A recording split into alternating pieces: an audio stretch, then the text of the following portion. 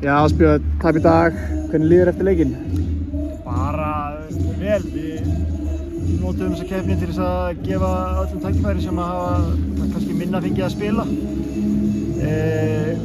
Mér fannst svona að menn kannski sýndu kannski ekki alveg rétt andlit í fyrri hálfleik en mér fannst þeim bara komið fína orku í seinni hálfleik en bara gekk ekki og þetta bara hörkulið. Við erum búin að spila við þá í fyrra og aftur núna þetta alltaf verið hörkuleikir og þetta bara jöfn lið.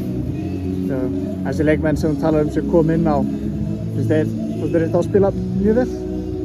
Já, kom með aukna orku inn í þetta og sem ég var að leitast eftir.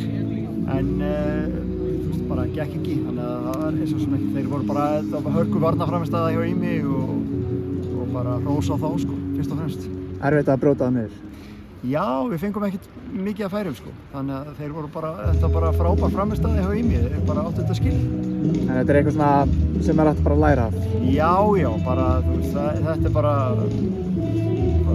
bara þannig keppni að það geta allir unnið alla í þessu og bara vonandi læra menn að því sem að menn gerðu vitlaust.